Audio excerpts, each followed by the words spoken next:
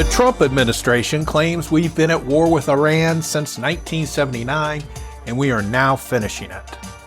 Like most everything coming from that administration, it isn't true. And could someone get Lindsey Graham a towel to clean up his war orgasm? The real reason Trump wants the SAVE Act to pass is because he knows the GOP is going to lose big time in November. And here in Ohio, the GOP claims the presumptive Democratic governor candidate, Dr. Amy Acton, was a tyrant and quit during the pandemic as Ohio health director. And neither one of those is true.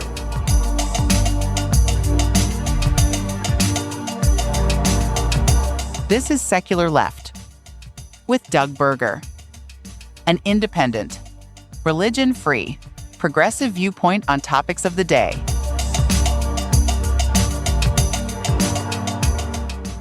So Trump wanted to distract from the Epstein files and his other problems, like the not reducing the grocery prices and the poor job numbers, terrible job numbers, and the fact that the Republicans are probably going to lose the midterms. They're going to lose control of Congress in the midterms. And so what's he do? He decides to bomb Iran along with Israel. And so it's been a couple of weeks or a week or two that they've done this. They claim it's for regime change. They wanted to get rid of the Ayatollah. So they killed the Ayatollah. They also killed a bunch of other members of the leadership. And then the Ayatollah's son took over. So they didn't get rid of the Ayatollah. And the fact that they're doing it with Israel. Israel has been wanting to bomb Iran for decades. And the reason why they want to bomb Iran, they claim it's because of Iran's nuclear program, which may or may not have been sustainable. I think it was in June of last year when the B-52s bombed the nuclear sites in Iran. And President Trump at the time claimed that they had obliterated their facilities, nuclear facilities. But that was an argument that the Israelis always used. The other argument that the Israelis always used to attack Iran is that Iran supports the Hezbollah and all the other militia groups that are trying to get rid of Israel, financing state-sponsored terrorism, which they are. Let me be clear. Iran is not a good country, okay? There's a lot of issues with Iran. They're a theocracy. The people there do not have any civil rights. They do sponsor terrorism around the world. They sponsor Hamas and Hezbollah that have attacked Israel. All of that is true. All right. But the thing is, Israel's been wanting to attack Iran for decades. And each time that it came to Israel wanting to attack Iran, the president of the United States at the time would talk them down, give them more money or more equipment or something so that they wouldn't do it. Because the rational people that were in charge at the time knew that if they let Israel attack Iran, that it would destabilize the area, it would affect the oil prices and all of that stuff. You know, it's just it's not precision bombing, put it that way. You just can't bomb the country and think that's no more of that, and then go home, because there's repercussions. There will always be repercussions. If you attack a country unprovoked or provoked, there's always going to be a repercussion anyway. So they bombed the nuclear facilities last year, and Trump decided, well, that was enough. And so he brokered a ceasefire and told Israel to stand down. And then for some reason, in this month, in March, Benjamin Netanyahu talked him into it. Now, somebody in the Trump administration, I think it might have been Marco Rubio, said in an interview that Israel was going to attack Iran anyway. And so they figured that if Israel attacked Iran, Iran would attack United States targets. And so we decided to attack them first. That seems plausible. But the thing is, Israel has been wanting to attack Iran for decades. Senator Lindsey Graham has been wanting to attack Iran for decades. And man, he was so happy on the talk shows when he was making the rounds after the bombing started that I thought he was having orgasms as he's talking about it. That's how happy he was. And then there's a lot of people, a lot of Christian nationalists, extreme Christian nationalists that love it because they think it's the prelude to Armageddon.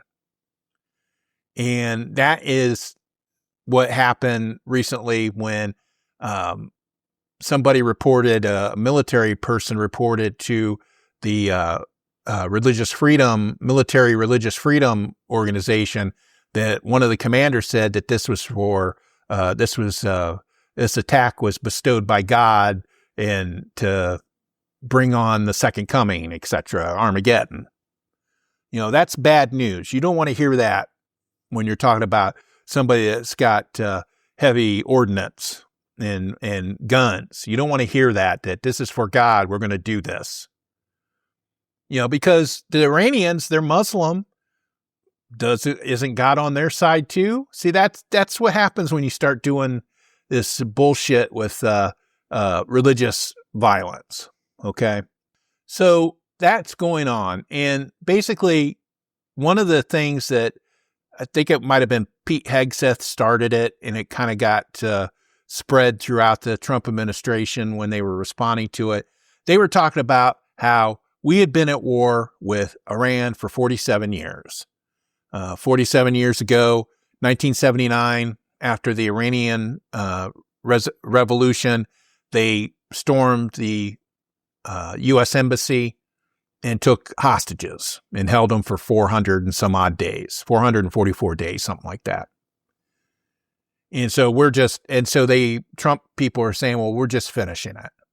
Well, we haven't been at war with Iran for 47 years. Iran has hated us probably for longer than 47 years. And that is because we committed a coup or staged a coup in 1953 that got rid of a democratically elected president, and brought back the Shah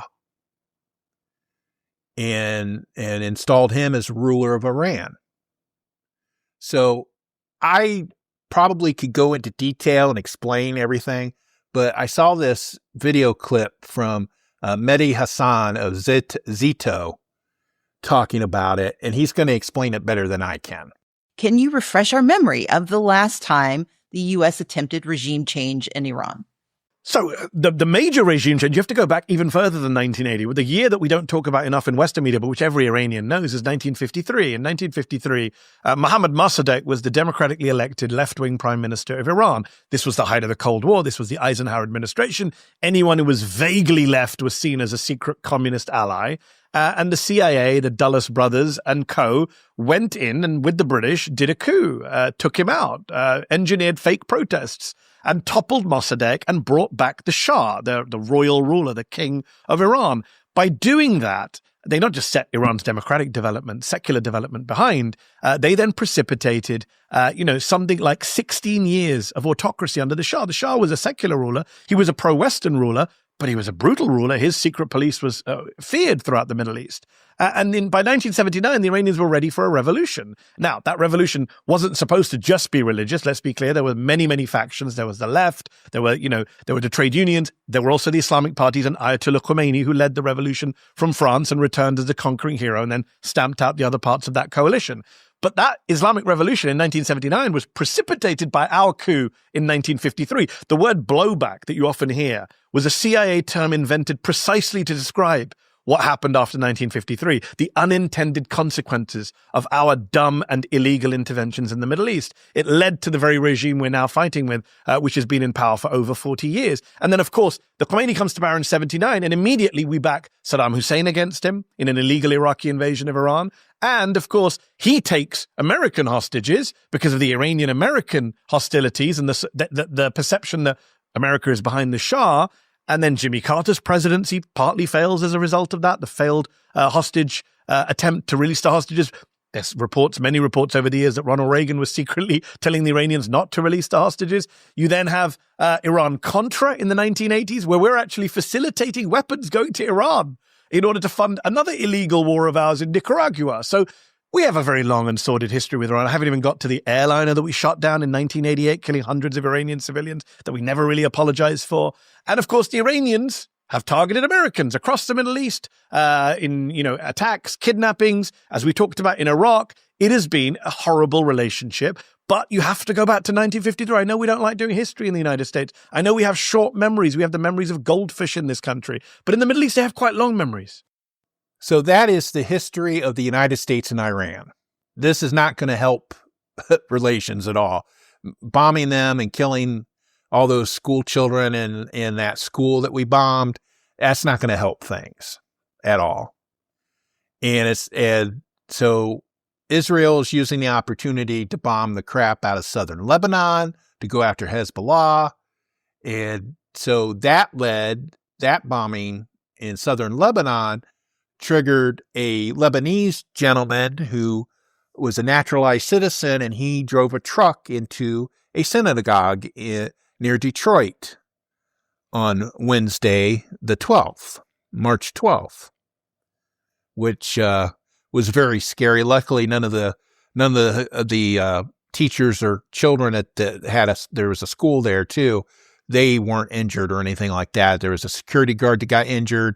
The perpetrator was killed, and so that's bad. But that was probably the bombing in southern Lebanon triggered this guy, and so that's what you get. You get the retaliation, the retribution, and the violence begets more violence. The other thing too that's going on now is Iran has shut down the Strait of Hormuz. That is that little bit of narrow passage between the Red Sea and the ocean, and it comes very close to Iran, and they are shooting and blowing up tankers. They're mining it, they're closing it down, and 20% of the world's oil comes through that Strait of Hormuz. So that has jacked the oil price way up.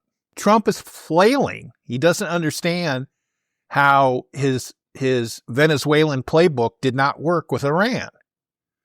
They thought they were going to take out the leader, that people were going to give him a parade, give Trump a parade, and we were going to get all their oil. I'm sure that's what he was thinking.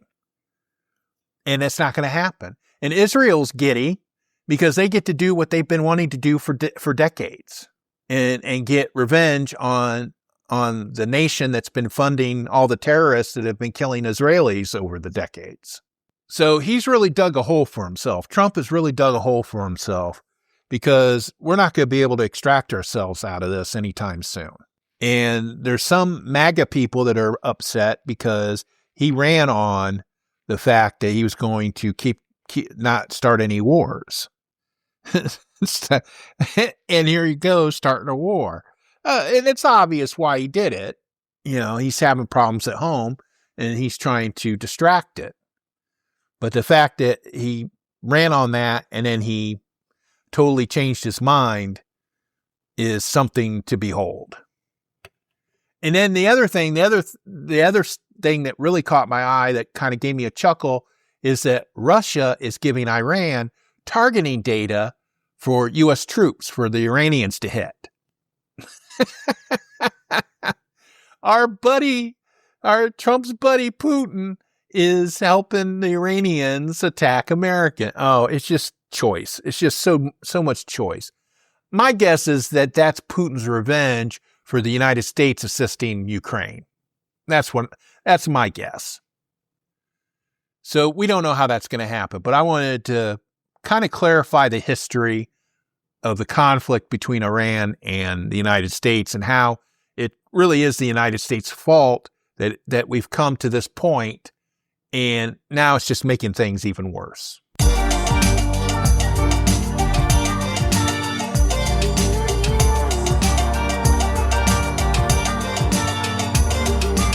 For more information on the topics in this episode and the links used, visit secularleft.us.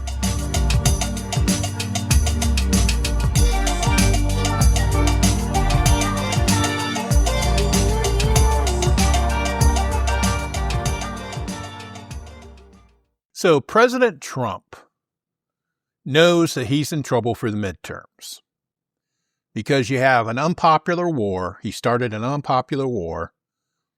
Gas prices spiked. Stuff that people care about, like grocery prices, hasn't changed any. And people are discontented. And we've seen that Democrats, when they've run when we've seen these recent special elections, Democrats have flipped Republican seats. And there is expectation that the Democrats will win big in November of 2026, possibly retaking the House, possibly retaking the Senate, maybe both. The Republicans already have a thin majority in the House, and it's getting slimmer by the moment. And they also do not have the votes to pass things in the Senate.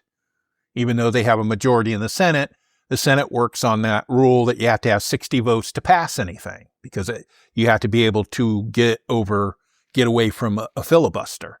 And you need to have 60 votes to end a filibuster.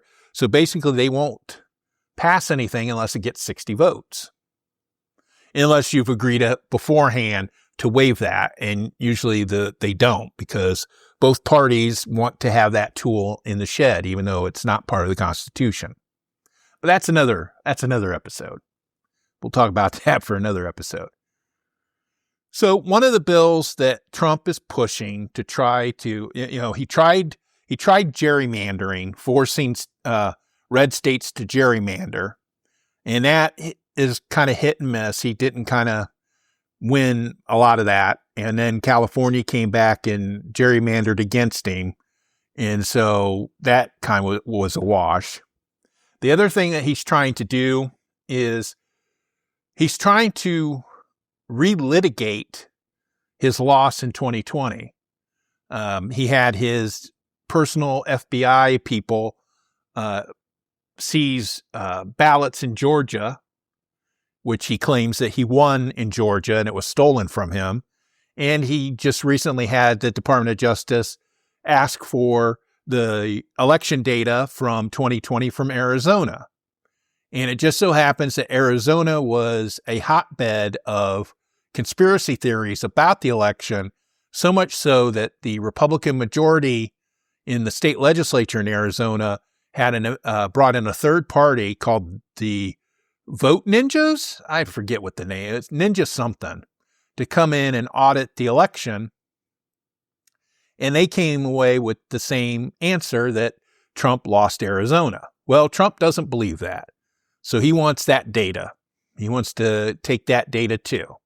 So basically what he's doing is he's setting up a way of taking over elections. He's going to claim that there's mass fraud and that the federal government needs to take over state elections as a matter of national security. That's what he's trying to set up. Or at least he's going to try, and it's going to go to court, and you know the playbook. This is his playbook, okay? His basic playbook is he just does stuff that nobody ever wants to do or never thought you could do, and then one of his court people that he pointed to a court will let him do it. And then there'll be a lot of gnashing of teeth, and then people will rise up, and then he'll back down. But this is the election we're talking about, so, he's going to try to muck everything up and do his shenanigans. So the other thing that he's doing is he's pushing the SAVE Act. And the SAVE Act on the federal level, what it does is it requires a photo ID to vote. It also requires that you prove your citizenship before you can register to vote. And it limits the documentation that you can use to prove your citizenship. 2020, something like that, we were supposed to move to real IDs. And I remember going through the process of getting a real ID. And I had to have a birth certificate, my social security card, and some other piece of identification. And it cost like $50 to get this enhanced ID so that I could travel on an airplane. You had to have it to travel on an airplane. Well, the real ID is not allowed to be used to register to vote, which is insane. That's just an insane limitation. I'm sorry. Basically, you either have to have your birth certificate or a passport in order to register to vote. And if you use a birth certificate, your current name has to match the name on the birth certificate. So what that will do is that will impact married women, that will impact transgender people who have different names on their birth certificates than the names that they currently use. And it'll also affect people like J.D. Vance, who has changed his name 3 or 4 times. But we know he won't have a problem because he's J.D. Vance, he's the vice president. So people will look the other way for that. And just a side note to people in Cincinnati, if he comes and votes, I would challenge his ballot because I bet you he doesn't have proper identification on his voter roll. But anyway, that's neither here. That's if the SAVE Act passes. Anyway, the other thing too is that they've been trying to do, he's been pushing the SAVE Act. And the other thing that I forgot, the other thing that he's trying to do is get the voter data from all the states, not just aggregate. They want to know your name, your date of birth, your address, whether or not you voted Democrat or Republican, and the last 4 digits of your social security number. Now, they claim that that's just public information, but it's not public information. The state has it. The state that you vote in has that information, but it's usually not public information. When a party like a Democrat or Republican or Libertarian Party requests voter rolls so that it can send out mailers, they get your name and your address and your zip code, but they don't get your date of birth. They don't get the last 4 digits of your social security number. So that's the other thing he's doing. And he's pushing the SAVE Act. And in fact, he's pushing the SAVE Act so hard that he's told the Senate Majority Leader Thune that he's not going to sign any other bill until they pass the SAVE Act. So you're like thinking, why is he pushing so hard on this SAVE Act? Well, because what they're going to do is they're going to use it to purge people off voter rolls without their knowledge. You're not going to get a notice. You're going to show up at a polling station to vote, and they're going to say you're not registered. Or if you find out ahead of time that you got purged, that you're off the voter roll, when you go to re-register, then you're going to need all this identification. In fact, I think that's what they're gunning for, is they're going to force everybody to re-register. And so why is he going so hard on this? And he wants to do away with mail-in ballots completely except for the military and disabled people. So you're like, why is he going so hard on this? It's because that is how he can manipulate elections. If you can't, if you make it near impossible for thousands of people to vote, it's easier to manipulate the results. If you have voter data, it's easier to manipulate the vote. He actually said in a speech in early March in Georgia exactly why he wants the SAVE Act passed. We'll never lose a race. For 50 years, we won't lose a race. We want voter ID. We want proof of citizenship. And we don't want mail-in ballots except for the military far away, except for people that are ill, disabled, or people that are away. Even for a vacation, we'll be generous, okay? Other than that, we don't want mail-in ballots because mail-in ballots say cheat. Yep, you heard him right. He says if you pass the SAVE Act, and he's talking about the SAVE Act, that Republicans will not lose an election for 50 years. Talk about brazen, talking about arrogant. And everybody knows it. Everybody, and that's the thing. He's not subtle about it because everybody knows that that's his playbook. That's what he's trying to do. He's trying to game the system to give himself an advantage so that Republicans will not lose the midterms. On the backside, what they're going to do is the Department of Justice is probably going to sue a bunch of states about the results after the election.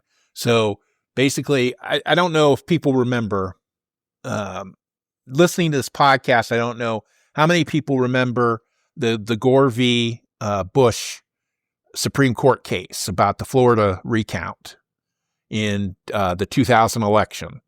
You need to go check it out. And the reason why is because it dragged through courts for so long that we technically did not have a clear winner all the way through almost January of 2000, of 2001, I mean. You know, the election was in November. The result was in doubt because of the Florida count and the Chads and all that stuff. And so the court case played out during November and December, and we didn't have a winner, an official winner, until January or whenever the Supreme Court ruled. I forget when the Supreme Court ruled. And so that's what I see happening if the SAVE Act doesn't pass. I feel that that's going to be his next step. Well, I think it's going to happen anyway. Is he's going to have the Department of Justice go into specific states, probably the blue states, and challenge the results and go to court for it and try to get the results thrown out to try to save the Republican majority in the House and the Senate. The other reason, the main reason, and I hear this from here in Ohio all the time from the Frank LaRose and the people running for Secretary of State here in Ohio, is it's meant to end voter fraud. And so, unfortunately, that is not a good reason to disenfranchise people, is what you're doing. When you're creating a poll tax where you have to spend $160 to get a passport to prove that you're an American citizen to vote, and if you don't have that passport, you can't vote, so that's a poll tax. You have to have a really good reason. And I found this video clip on Facebook the other day from this guy that does the Substack. He's called the Justice Guy. And he basically tells you why the whole argument about voter fraud is total bullshit.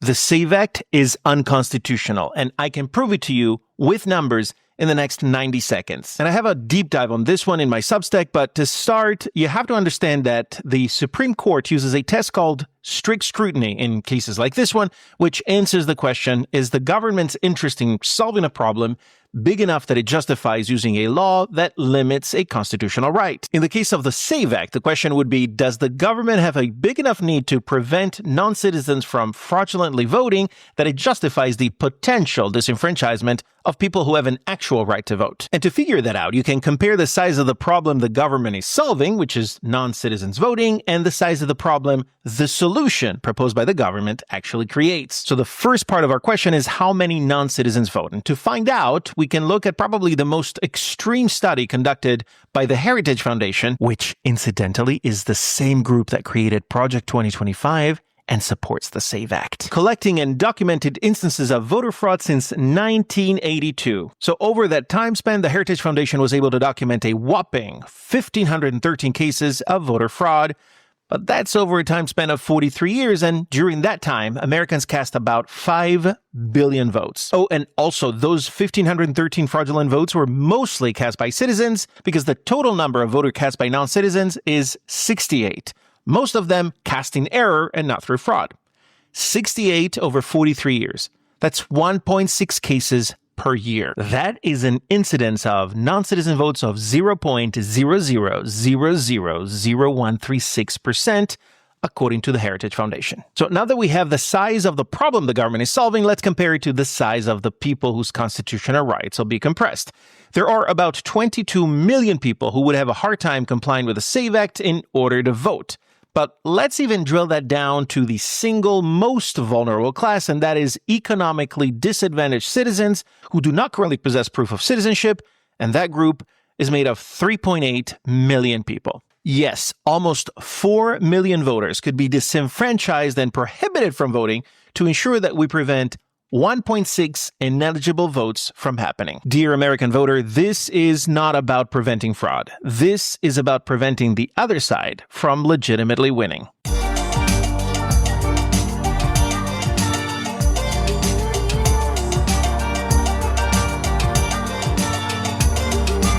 For more information on the topics in this episode and the links used, visit secularleft.us.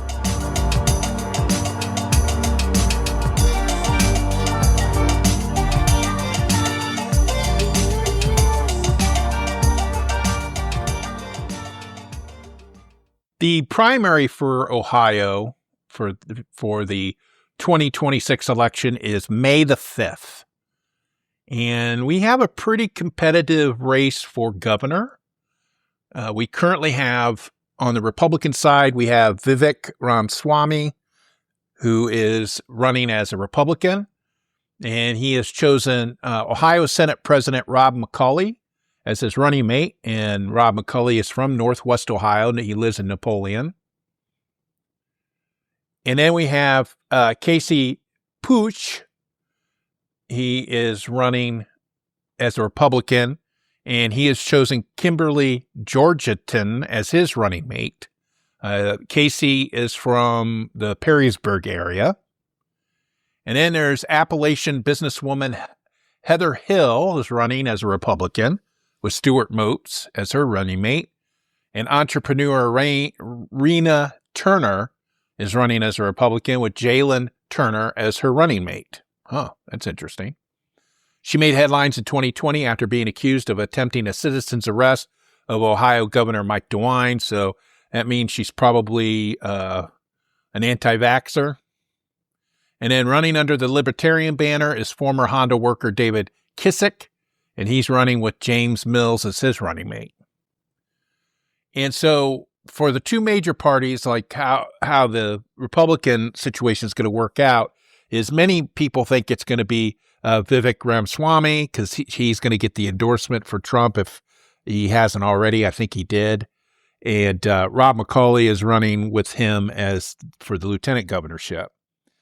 Casey Pooch, who I mentioned earlier from the Perrysburg area, he decided to jump into the ring, I believe, for the white supremacists in Ohio who don't want to vote for somebody from India, even though Ramaswamy is not from India. He was born in Cincinnati, but his parents were immigrants.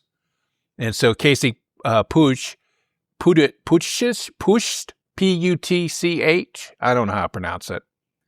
But there's a lot of people talking about him being the preferred candidate because he's a white man.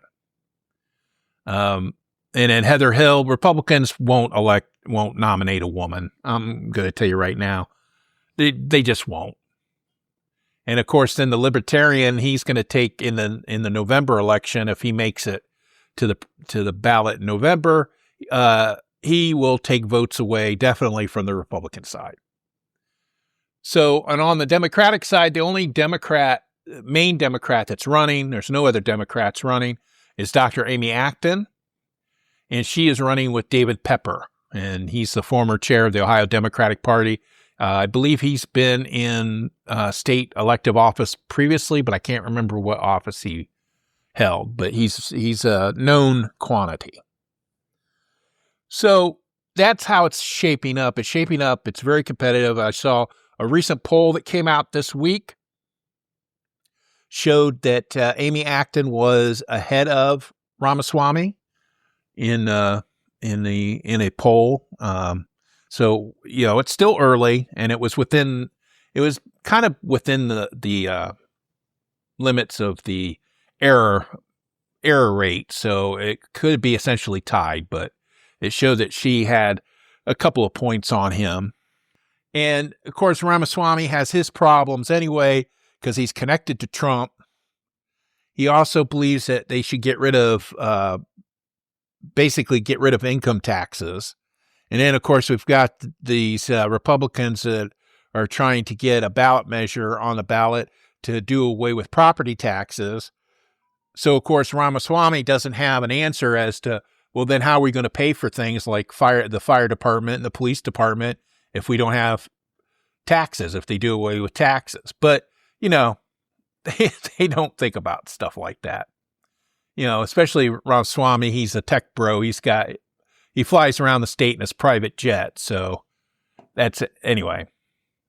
So Dr. Amy Acton, she was the director of the Ohio Department of Health when the pandemic broke out in 2020, or when it showed up in Ohio.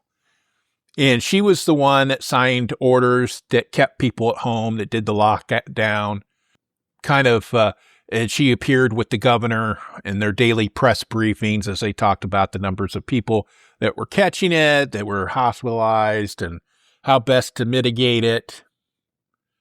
There was a stay-at-home order, so everybody had to stay at home. They shut businesses down. You couldn't go out. You weren't allowed to drive anywhere. If you did have to go out because your work was essential, then you had to wear a mask. You had to socially distance. And it was all in order to flatten what they called flatten the curve. That means that people were going to get sick.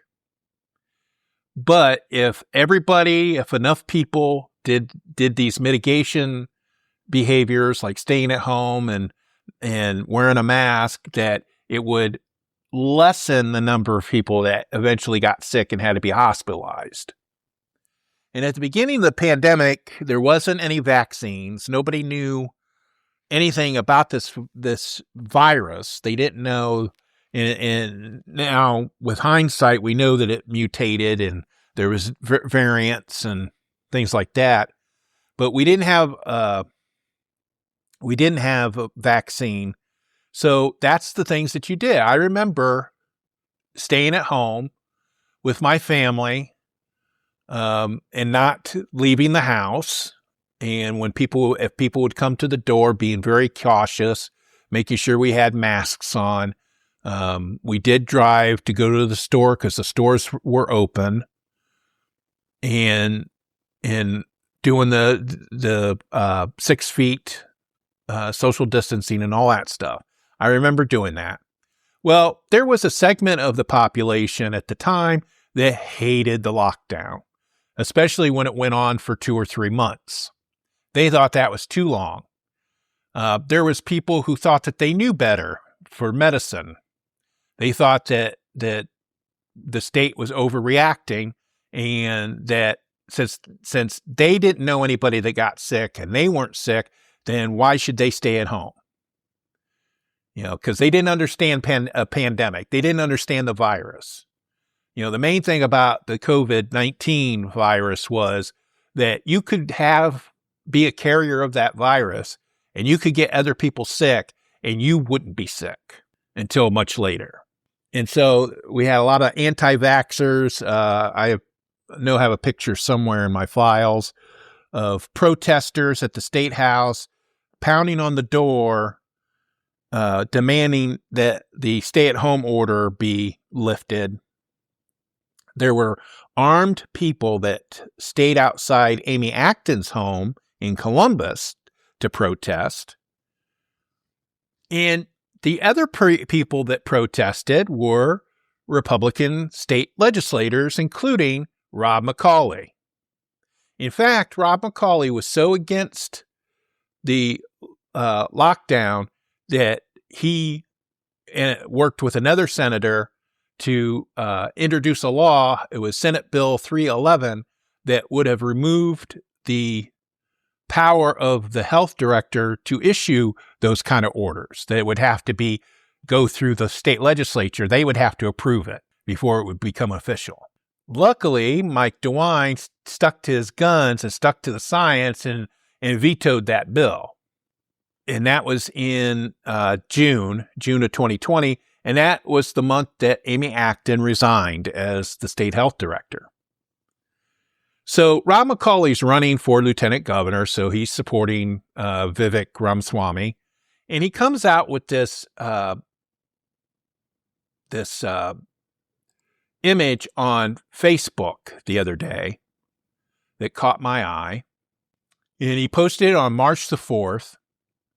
And it was a picture of a Columbus Dispatch posting.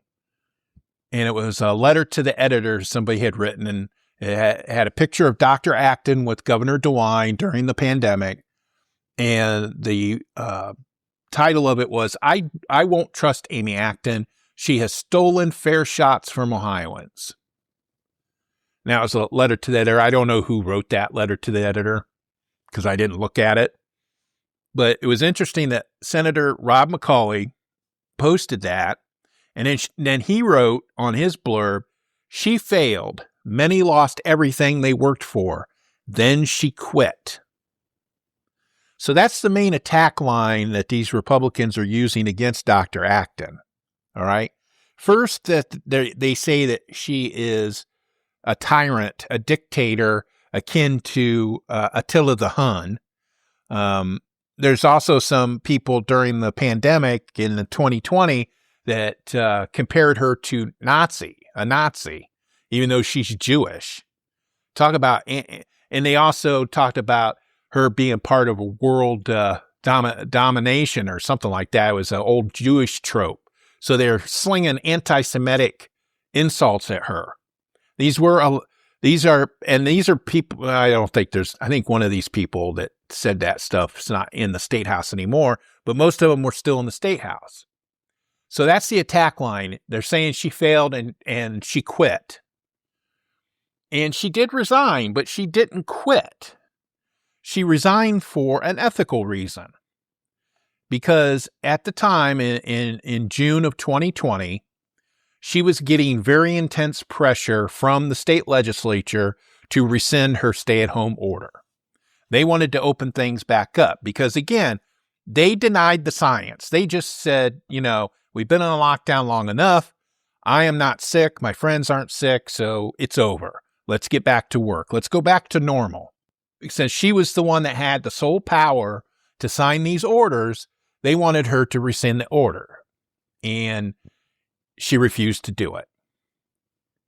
And so I have an interview here that she did with Channel 4 in Columbus when at the time that she announced her run for governor, where she talks about what it was that made her resign. Well, I have to ask you, there was a lot of speculation when you left the administration and stepped away from COVID leadership about why you did that. Why did you step down? Often the press has talked about protesters, and we all know that I'd actually, the governor and I had issues with that since March. When I stepped down in June, it was because I refused to sign orders. As you know, the health director is the only person who can sign health orders that were coming from the legislature, from lobbyists, and particularly Larry Householder, that frankly would have killed people, that would have hurt people. What orders did they want you to sign? There was a real pressure on the governor and on me to sign orders, and this one order in particular was the final straw for me. It was to open the fairs. We were just, if you remember, beginning to open businesses and finally stabilizing our hospitals, and it was pressure for fairs to be opened in a way that there was no science for. And that is when I said to the governor and his team, I will continue to advise you, and which I did, and have continued to advise the governor on issues. But, it wasn't anything to do with the protesters. So that's what it was. It wasn't the protesters. It wasn't the people that were slinging anti-Semitic remarks at her and complaining about her. And it was the people that were ignoring the science, thinking, hey, I'm not sick. My friends aren't sick. Let's just open things back up.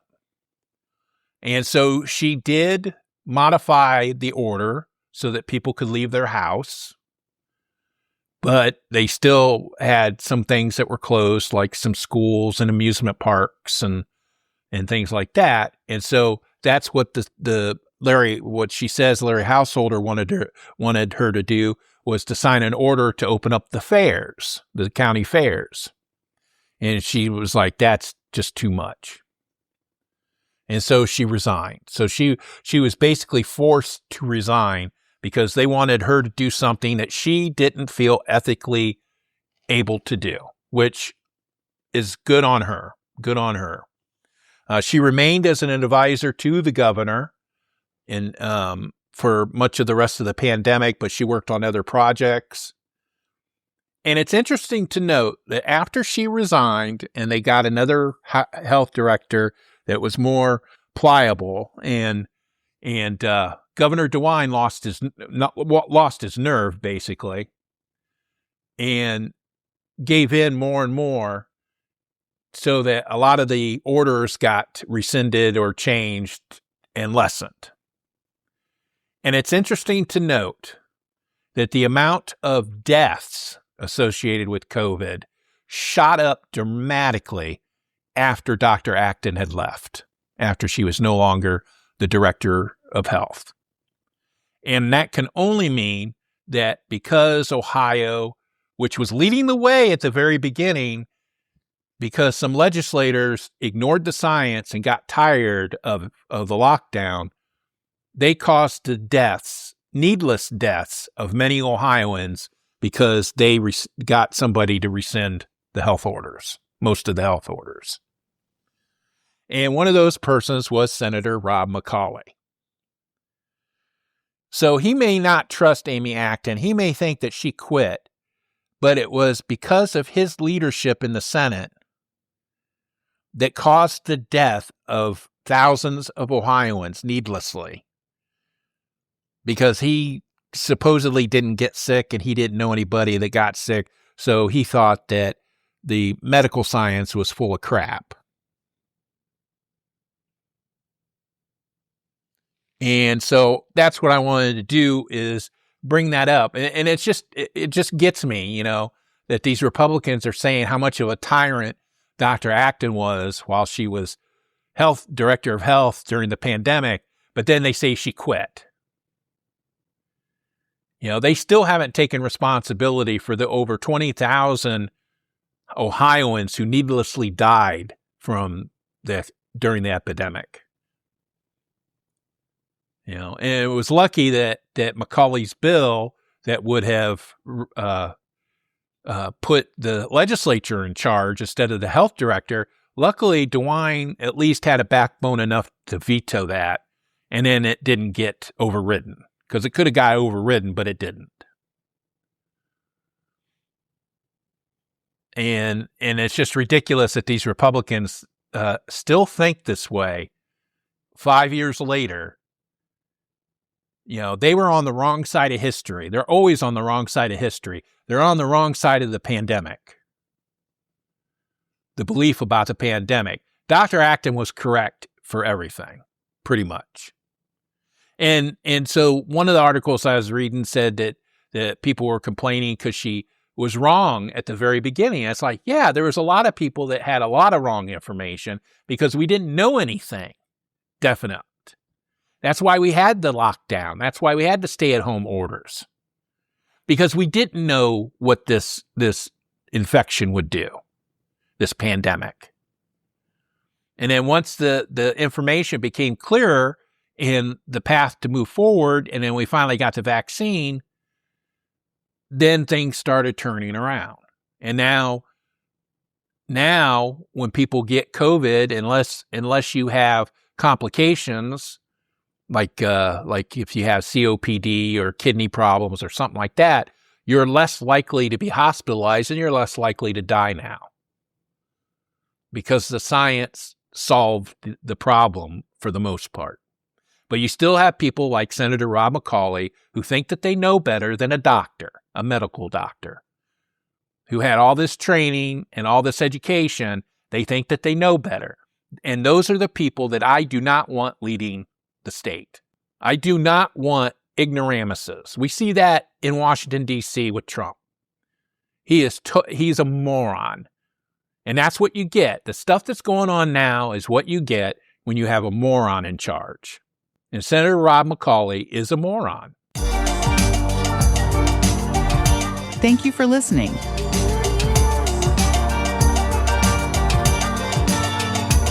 Secular Left is hosted, written, and produced by Doug Berger, and he is solely responsible for the content.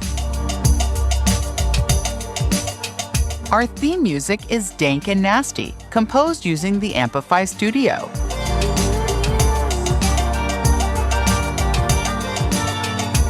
For more information on the topics in this episode and the links used, visit secularleft.us.